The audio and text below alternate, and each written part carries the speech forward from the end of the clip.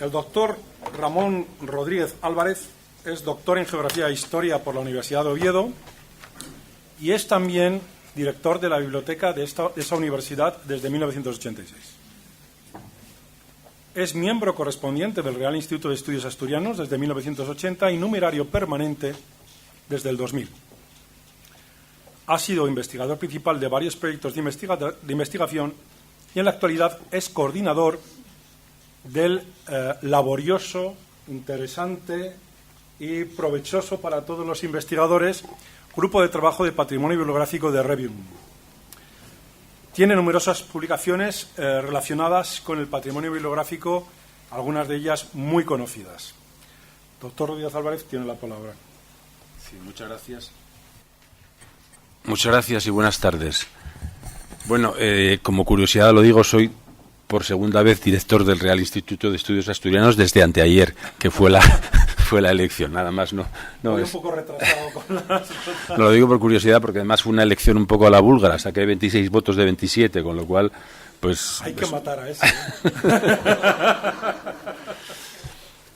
Bueno, me impresiona un poco estar aquí, siempre nos impresiona a los de provincias, bueno, ahora son autonomías, pero a los de provincias siempre nos impresiona un poco estar en Madrid, más después de tantas intervenciones de tanta calidad y tan rigurosamente trabajadas. Pero yo no estoy aquí especialmente por mis méritos, sino, bueno, algo en parte también, sino por ser el coordinador del Grupo de Trabajo de Patrimonio Bibliográfico, del que seguramente yo soy el que menos aporto, pero hay gente valiosísima. Aquí tenemos al menos a dos personas, que son Marta Torres Santo Domingo y María Eugenia López, que me seguirán el uso de la palabra y me dejarán muy mal lugar seguramente, pero en fin.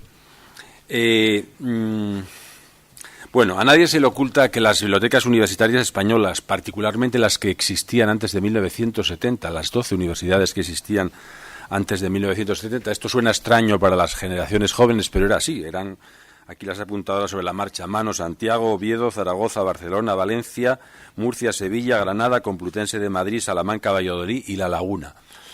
Bueno, pues poseen un rico patrimonio bibliográfico antiguo con excelentes colecciones de manuscritos y sobre todo de libros impresos, tanto incunables como obras publicadas entre los siglos XVI y XIX. La famosa ley... famosa para los de mi generación, Villar-Palasí, de 1970, fue la que abrió el paso, bueno, antes había creado la Autónoma de Madrid, si no recuerdo mal, pero fue la que abrió el paso a la gran eclosión universitaria, a la creación de GB y a estos sistemas tan complejos de enseñanza que nunca he logrado entender, pero como soy de cuarto y reválida y de preuniversitario, pues esto me supera un poco, ¿no? Bueno, y entrando ya en materia, pues hasta hace no mucho, lo sabemos todos perfectamente, la bibliografía sobre fondo antiguo de las bibliotecas españolas no era muy abundante, era más bien escasa. En mi época de preparador de oposiciones, pues teníamos que recurrir a Svendal, que era aquel famoso libro de historia del libro, y dos o tres cosas más, realmente. Es que a los jóvenes todo esto les suena pues extraño, pero era así. Y realmente, pues en los últimos años, el cambio ha sido tan brutal que es necesario reconocerlo, ¿no? Bueno, pues en España se ha avanzado, como digo, muchísimo en esto, tanto con tesis doctorales, proyectos de investigación, congresos, jornadas, publicaciones de revistas específicas del libro de las bibliotecas, ¿no? Pero yo quiero resaltar aquí hoy la importante labor que realiza el Grupo de Trabajo de Patrimonio de Revium, la red de bibliotecas universitarias, como decía, que ha sacado a la luz algunas obras a partir del año 2000 que ponen de manifiesto la riqueza a la que antes aludía de los fondos históricos de las bibliotecas universitarias. Una primera aproximación de conjunto a los incunables de las universidades nos la ofreció Julián Martín Abad con el título Los incunables de las bibliotecas universitarias españolas, precisamente contenido ese capítulo en la primera publicación del Grupo de Trabajo de Revium, en Ex Libris Universitatis, que era el catálogo de una exposición muy conocida que se hizo en Santiago de Compostela en el año 2000, ¿no? Por cierto, inaugurada por Mariano Rajoy, a la sazón ministro de Educación. Esta primera aproximación de Julián de conjunto es la primera, ¿no?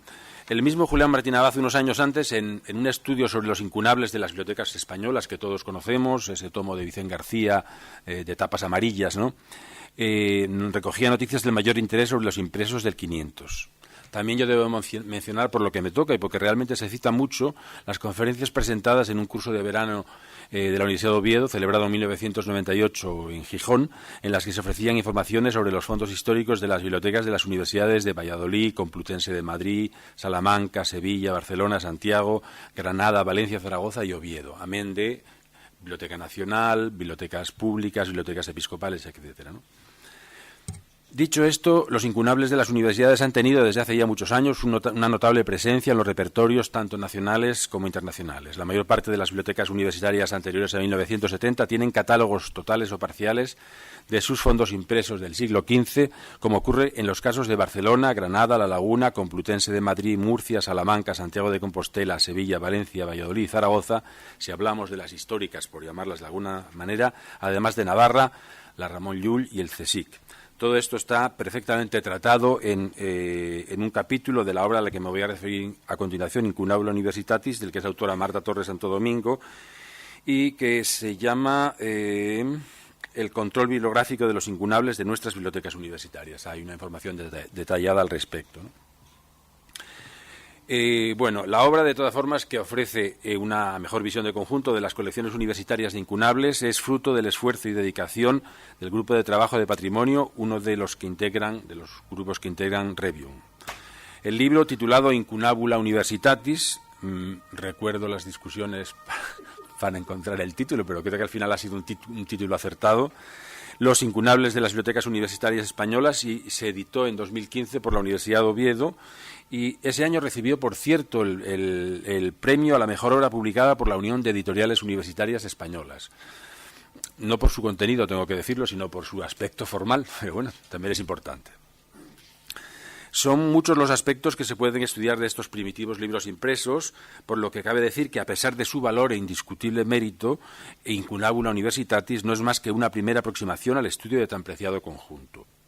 A lo largo de 6 capítulos nos adentramos en la colección con títulos tales como Los incunables en las bibliotecas universitarias y científicas españolas, a modo de introducción para seguir con el control bibliográfico de los incunables de nuestras bibliotecas universitarias, otro más, Los incunables ilustrados, las encuadernaciones, ejemplares únicos, raros y destacados en las colecciones universitarias de incunables y los antiguos poseedores de los incunables. Y estos textos se remandan con un apéndice en el que se recoge, cito textualmente, la metodología para la realización de una guía de incunables de las bibliotecas universitarias españolas. Un largo proceso con encuestas muy trabajadas, mejoradas, etcétera, ¿no?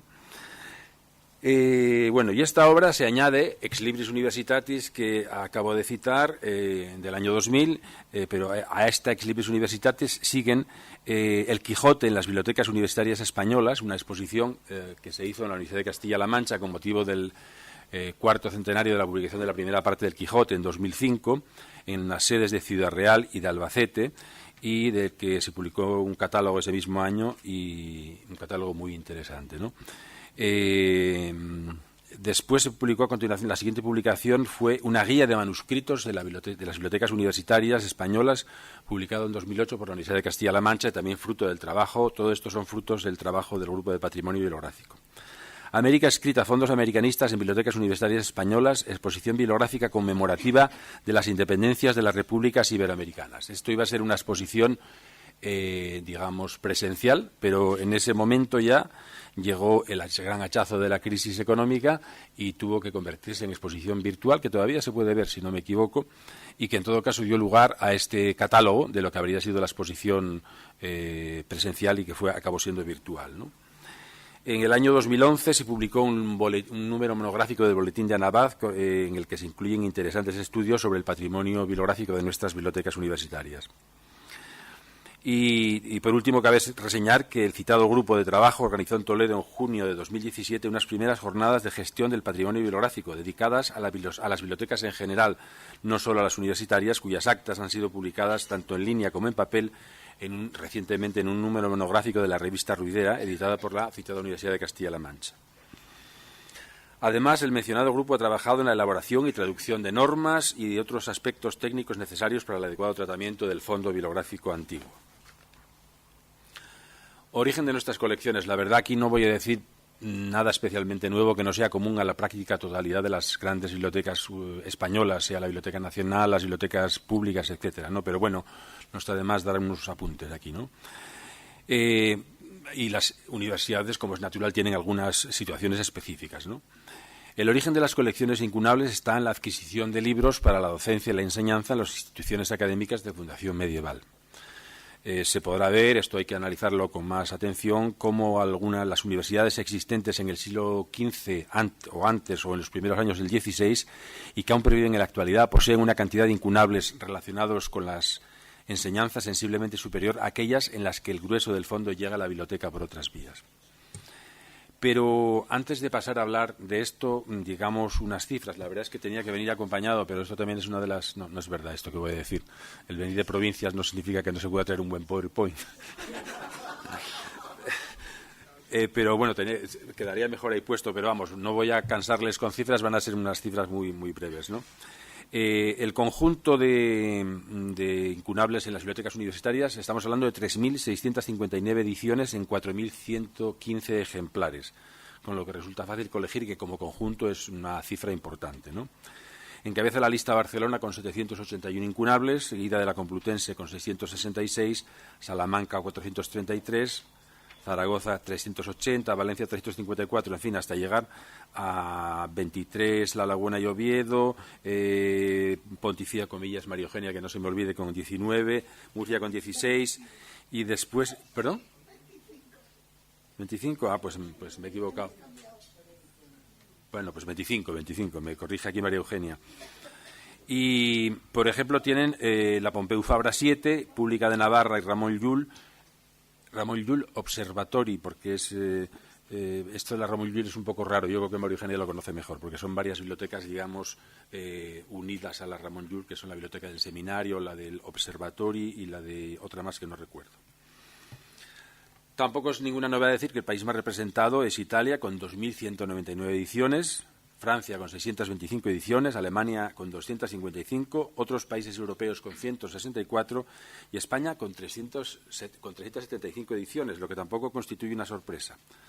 Bueno, todos sabemos que Italia fue el mayor productor de libros en el siglo XV y aún más allá, y la ciudad que encabeza todas las estadísticas, también lo sabemos todos, es Venecia, ¿no? Y la cifra aparentemente baja, y quizá realmente baja, de ediciones españolas en las bibliotecas universitarias y en general en las bibliotecas de nuestro país, salvo en la Biblioteca Nacional y en la Biblioteca de Cataluña, tiene una explicación fácil, ya que, como es bien conocido, la imprenta española siempre se vio aquejada de una notable debilidad en relación a algunos grandes países europeos, por razones diversas, quizá por menos lectores que en Italia o que en Francia. La industria del papel nunca tuvo tampoco una fortaleza grande en España. Otra cuestión importante era la consideración de España dentro de la monarquía hispánica. El concepto de España no tenía nada que ver el entonces con el actual, o bueno, con el que viene después de la unificación de los reinos en el siglo XVIII, ¿no? Entonces, los territorios eran patrimonio del rey y se imprimían libros en todas las ciudades que eran de la monarquía hispánica, y aunque es algo posterior, es del siglo XVI, conviene recordar que Felipe II da a Plantino el título de prototipógrafo regio y la exclusiva de los libros de rezado, que hacen un daño inmenso a la imprenta española. Bueno, esto ya se sale del marco cronológico, ¿no? De eso. Y aparte de todo, hay una salida masiva de incunables, esto nos lo cuenta Julián Martín Abad, incunables españoles en los primeros años del siglo XX, ¿no? Dice Martín Abad que el interesantísimo Registrum Peccatorum del librero Pedro Vindel, Angulo, puede explicar la inexistencia en nuestras bibliotecas, incluso en las más ricas en incunables, de un significativo volumen de ejemplares salidos de talleres hispanos del siglo XV, ya que, siguiendo con la cita, se produjo una masiva salida hacia el extranjero de incunables españoles.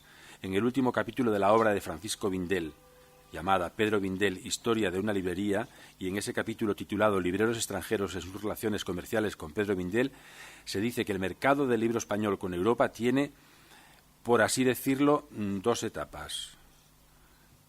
Una hasta 1914, en que los libreros de Alemania acaparan, por decirlo así, los libros españoles de más valor que salen en venta y son, por tanto, los principales agentes de esta índole de comercio con América. Y otra segunda etapa, de 1918 en que la primacía de este negocio pasa a los libreros ingleses, sin que esto quiera decir, naturalmente, que no haya libreros franceses y holandeses, aunque, sin embargo, sí es cierto que hay pocos italianos. Y recoge Mindel a continuación una serie de nombres con los que mantuvo intensas relaciones de libreros extranjeros como Karl Giesermann, Ludwig Rosenthal, Bernard Quaritch, Lamallier, Martinus Nijhoff, Pereira da Silva, Henry Stevens o Mac Bros, ¿no? Todos ellos primeras figuras del libro y que compraron muchísimos incunables hispanos, ¿no? Y ya entrando directamente en el origen de nuestras colecciones, procede constatar que la mayor parte de los catálogos de nuestros fondos incunables y de impresos de los siglos siguientes no aportan datos significativos sobre la historia de la formación de las colecciones. Esta tendencia se ha revertido en los últimos años y tanto los catálogos individuales como colectivos empiezan a ofrecerse los datos que están disponibles sobre antiguos posesores y se llevan a cabo investigaciones para, en la medida de lo posible, trazar la historia de las colecciones. Buena prueba de ello es que en la citada obra Incunabula Universitatis se dedica un capítulo a este asunto, los antiguos posesores de los incunables. Más que hablar de los posesores, habla de metodologías y de estado de la cuestión, ¿no? Son cada vez más numerosos los estudios, especialmente en el ámbito internacional, en los que se presta atención desde hace muchos años a los antiguos posesores. En nuestro país podemos constatar que en los OPACs y páginas web se recoge el esfuerzo de los catalogadores para incluir esos datos en la información reservada a los datos del ejemplar, por lo común o en el campo de notas de la ficha bibliográfica. El Catálogo Colectivo del Patrimonio Bibliográfico, CCPB, también recoge la información sobre la procedencia del ejemplar catalogado, y tanto el CCPB como Revium emiten recomendaciones al respecto. Por su parte, hay algunas universidades que trabajan de manera rigurosa en la creación y mantenimiento de bases de datos sobre los antiguos propietarios de los libros antiguos. Así, la Biblioteca de la Universidad de Salamanca tiene una base de datos titulada Antiguos Posesores y la de Barcelona otra denominada Antiguos Poseedores. Lo mismo ha hecho la Biblioteca de la Universidad Complutense, corrígeme Marta si no es muy precisa la información, que tenía que haberla contrastado, que a finales de 2014 inauguró un portal sobre los antiguos posesores. Con todo este material debemos reconocer que se ha avanzado mucho en el conocimiento del origen de nuestras colecciones y de la historia de los ejemplares correspondientes. Otras instituciones académicas siguen el camino emprendido por las tres entidades citadas, y así podemos decir que las universidades de Valladolid y La Laguna disponen de bases de datos de antiguos posesores, aunque todavía de uso interno. Con todos estos materiales podemos hacernos ya una idea del itinerario seguido por nuestros incunables desde su origen hasta la llegada a los anaqueles de las bibliotecas universitarias. Y así podemos hablar de adquisiciones en sus diversas modalidades, donaciones muy importantes en las bibliotecas universitarias, e incautaciones de bibliotecas eclesiásticas como las principales vías de ingreso de incunables en nuestras bibliotecas. Adquisiciones. Volviendo al principio, podemos distinguir varias modalidades sobre el ingreso de los fondos incunables en las bibliotecas universitarias. Está claro que aquellas universidades que tuvieron su comienzo en la Edad Media o en los primeros años del XVI adquirieron ejemplares para su uso en el aula, aunque esas compras tengan escaso reflejo en la documentación. Este es el caso de la Universidad de Alcalá de Henares, bueno, ya de fundación del 16, de principios del 16. Aquí sí tenemos constancia del gran acopio de libros que ordenó hacer el cardenal Cisneros para poner en marcha el Colegio de San Ildefonso y, en particular, para hacer frente a la gran empresa intelectual y editorial que supuso la Biblia políglota. Como dice Martín Abad, muchos, más de 380 de los incunables adquiridos en estos años pueden localizarse hoy día en la colección de incunables de la Biblioteca de la Universidad Complutense de Madrid. Por tanto, este es el camino inicial por el que llegan a nuestras bibliotecas universitarias los primeros incunables. Si las compras tuvieron que ser habituales en el siglo XV y en la primera parte del XVI, fueron excepcionales por razones obvias y cronológicas después, y únicamente cabe reseñar los impresos del siglo XV que llegaron en colecciones bibliográficas adquiridas en almonedas o por otros métodos de compra. Y esta modalidad llega hasta nuestros días porque a este respecto podemos decir que en noviembre de 1979 la Universidad de Salamanca adquirió la llamada Biblioteca de Torres Villarroel, de la que formaba parte el incunable impreso en Salamanca Leyes del Estilo, que lleva el número 472 de la colección. En la misma Universidad salmantina, el rector Pedro Amat compró en 1985, previo informe de la dirección de la biblioteca, los incunables 480, 481 y 482. Pero el caso más destacado es sin duda el de la Biblioteca de la Universidad de Oviedo. La biblioteca desapareció durante los sucesos revolucionarios de 1934, que tuvieron su epicentro en la capital de Asturias. Cuando en 1935 se decidió comprar la librería particular del ovetense afincado en Madrid, Roque Pidal y Bernaldo de Quirós, formada por más de 22.000 volúmenes, la biblioteca volvió a contar con un conjunto más modesto de incunables, solo 23, pero de una calidad indiscutible. Algunos de ellos y prácticamente todos ellos. La segunda vía por la que llegan los incunables a las universidades, como a tantas otras bibliotecas, pero en el caso de las universidades con una peculiaridad particular que haremos notar, son las donaciones. Pensemos inicialmente en el caso de Salamanca, en la magnífica donación que hizo el catedrático de la misma, Hernán Núñez, el pinciano, que constaba nada menos que de 29 incunables, amén de otras muchas obras del siglo XVI. Todo hace suponer que las donaciones constituyen el modo, junto con esas modestas compras, el modo inicial por el que llegan incunables a las bibliotecas universitarias. Si uno recorre los protocolos notariales en toda España, podrá comprobar que en las disposiciones testamentarias de muchos catedráticos se establece que sus libros pasen a las universidades en las que enseñaron. Este fenómeno se da en otro tipo de bibliotecas, como las episcopales o más recientemente en las de seminarios conciliares, pero no en las públicas por razones evidentes. Como dice Martín Abad, de nuevo, en el caso de las bibliotecas universitarias también existe un buen número de incunables donados por rectores y profesores. Y a nadie sorprenderá, sigo con la cita, que en las bibliotecas de reales academias e instituciones similares figuren incunables donados por sus miembros. Un caso revelador de la importancia de las librerías particulares en el enriquecimiento de las colecciones de incunables es el de la Universidad de Valencia. El fondo fundacional de la biblioteca lo constituyen los libros de Pérez Bayer, que donó en su momento, y ese fondo desapareció íntegramente durante la Guerra de la Independencia. Bueno, íntegramente se salvó un ejemplar, pero en fin. Para remediar la desgracia, rectores y catedráticos de la universidad, así como personalidades valencianas, donaron o legaron sus bibliotecas particulares a la universidad. Ese fondo inicial se verá incrementado más tarde, como veremos, por la incorporación de las bibliotecas monásticas, muy importante en el caso de Valencia.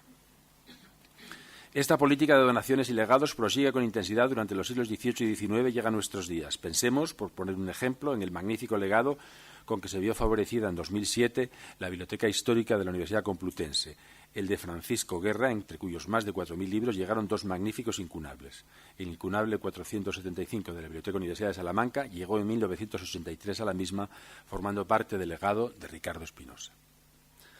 Y la gran aportación a las bibliotecas universitarias, como las públicas, como la Biblioteca Nacional, pues fue la incautación de bibliotecas eclesiásticas. Hay dos fechas clave en este asunto que nos ocupa, que son los años 1767 y 1836, fechas correspondientes a la expulsión de los jesuitas y al inicio de las medidas desamortizadoras del gobierno de Mendizábal. Hay coincidencia generalizada en que la expulsión de los jesuitas de los reinos de España fue un gran acontecimiento en la vida de las bibliotecas españolas y en particular de las universitarias, que se vieron extraordinariamente favorecidas por las colecciones jesuíticas. Dice Constancio Guía Ruiz, un jesuita ilustre, que las bibliotecas universitarias de Oviedo, Santiago de Compostela, Valladolid, Valencia, Sevilla, Salamanca, Alcalá, Granada y Zaragoza, la Biblioteca de los Reales Estudios de San Isidro, la Biblioteca Nacional, bibliotecas de seminarios y otras incorporaron magníficas colecciones de libros de los jesuitas. Y ciertamente eran colecciones de calidad, ya que en palabras de Hipólito Escolar, la expulsión de los jesuitas españoles ordenada por Carlos III en 1767 supuso la incautación de los edificios que ocupaban. Efectivamente, muchos de los edificios o algunos importantes edificios de nuestras universidades fueron casas de los jesuitas. Pensemos en Sevilla o en Santiago de Compostela, sin ir más lejos, ¿no? Y supuso la incautación de los edificios que ocupaban y la de los libros de sus bibliotecas, que eran valiosos porque la compañía ponía un interés especial en la educación de sus miembros y en la educación de las clases superiores. Ejemplo paradigmático de cuanto decimos fue lo sucedido en Madrid, en los Reales Estudios de San Isidro, refundados por Carlos III en 1770. En palabras de Sánchez Mariana, los Reales Estudios de San Isidro habían recogido a su vez la herencia de la más prestigiosa de las instituciones de enseñanza en el Madrid del siglo XVIII, el Colegio Imperial de la Compañía de Jesús. Es que se me seca la boca. No, aquí. ¿Voy mal de tiempo o no? Porque abrevio, ¿eh? No, va bien, va bien. Es María Eugenia.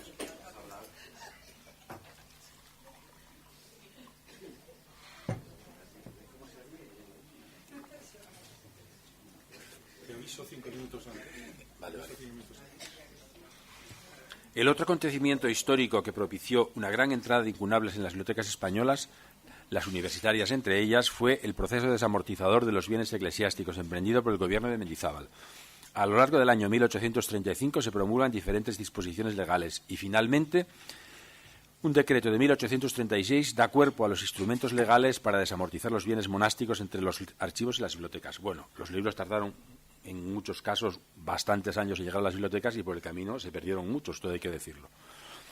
Aunque las bibliotecas monásticas y conventuales no gozaban en el siglo XIX del prestigio que habían tenido en otras centurias y lejanas, no hay duda de que custodiaban muchos libros de gran antigüedad y valor.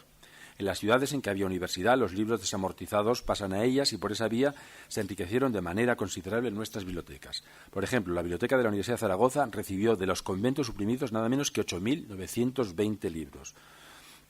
No extraña por eso la afirmación de Remedios Moralejo cuando dice que lo que realmente aumentó la colección universitaria, no solo la de Zaragoza, sino las de todo el país, como había ocurrido con la expulsión de los jesuitas, fue la desamortización.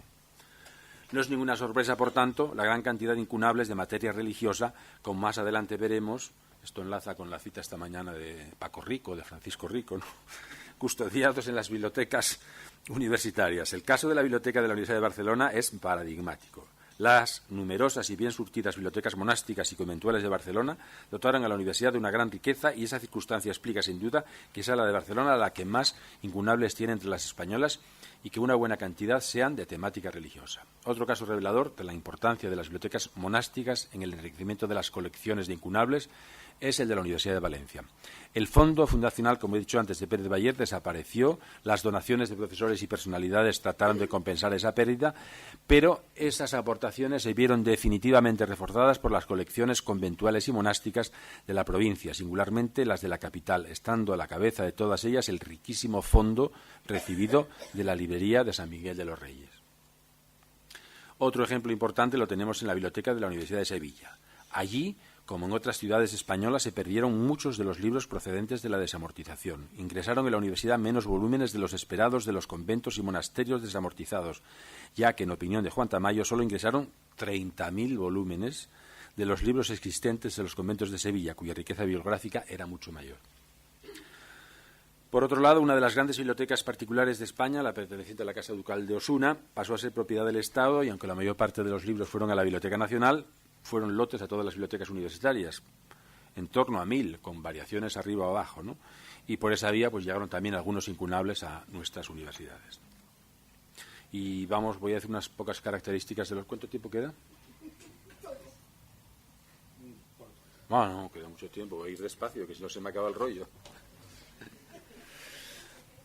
Algunas características de nuestros incunables, ¿no? Por ejemplo, las materias, y aquí enlazamos un poco con bueno, esto claramente se ve que sí hay incunables mucho más allá de la religión, muchísimos más, ¿no? Vamos a hacer un breve repaso de las materias de que tratan los incunables conservados en nuestras bibliotecas universitarias. La procedencia de estos libros, tal como ya hemos indicado, explica la preponderancia de unas disciplinas sobre otras. A partir de los contenidos de los incunables podemos extraer algunas conclusiones interesantes. En primer lugar, se observa un claro predominio de las obras de naturaleza religiosa, incluida la Biblia, en la práctica totalidad de las bibliotecas que conservan los fondos jesuíticos, conventuales y monásticos. Como ejemplo esclarecedor podemos elegir 3 bibliotecas universitarias. La de Barcelona tiene 403 ediciones de un total de 781, de temática religiosa, quiero decir. La de Zaragoza 202 de 380, la de Sevilla 142 de 302. Esta tónica se aprecia en porcentajes parecidos en las bibliotecas con el mismo desarrollo histórico, es decir, en las bibliotecas de las universidades públicas existentes antes de 1970. A ellas le siguen, aunque en menor proporción, las obras filosóficas y jurídicas. En todo caso, son obras, por otra parte, que estaban muy en consonancia con bastantes de las materias impartidas en las universidades españolas, ¿no? Esta situación de predominio del libro religioso, filosófico y jurídico es la que hace aseverar a Rocío Caracuel que las materias de los incunables en las bibliotecas universitarias son las habituales de la época. Predominan la religión, la filosofía y el derecho, pero también se encuentran muchas e interesantes obras de geografía, historia, gramática, medicina, matemáticas. El alto número de impresos pertenecientes al apartado de ciencias puras y aplicadas, por utilizar la terminología de la CDU, de que dispone la Universidad Complutense, que hace decir a Manuel Sánchez Mariana que revisten especial interés las obras de ciencias y artes, se explica por la existencia de ricas bibliotecas con libros en parte procedentes de los jesuitas, del Real Colegio de Cirugía de San Carlos, que comenzó su actividad en 1783, y del Real Colegio de San Fernando de Farmacia, fundado en 1806. El surtido fondo de Derecho y Filosofía de la Universidad Complutense tiene su origen, sin duda, en los libros de la Universidad de Alcalá y del Colegio Imperial. A la Universidad de Complutense no llegaron los libros de los conventos suprimidos por las medidas desamortizadoras emprendidas por Mendizábal, ya que fueron depositados en las correspondientes instituciones del Estado con sede en la capital. De la observación de estos datos, en los que se comparan las materias de los incunables de la Universidad de Barcelona y de la Complutense, que son las que más impresos del siglo XV poseen, se desprende un dato llamativo. Los libros de tema religioso en la Universidad Complutense son muchos menos que los de la Universidad de Barcelona, ya que a esta, al contrario que en el caso de Madrid, fueron a parar los libros de las numerosas y ricas bibliotecas conventuales de la ciudad. En cualquier caso, el grupo de incunables de temática religiosa y bíblica es el más numeroso en estas dos universidades y en las de Salamanca, Zaragoza, Valencia, Sevilla, Valladolid, Santiago, La Laguna y Murcia, es decir, en las universidades llamadas históricas. Hay solamente dos excepciones, Granada y Oviedo. En la Universidad de Granada, el grupo más numeroso lo forman las obras filosóficas, 30, mientras que las religiosas son solo 10, la misma cantidad que la correspondiente a las ciencias puras y aplicadas.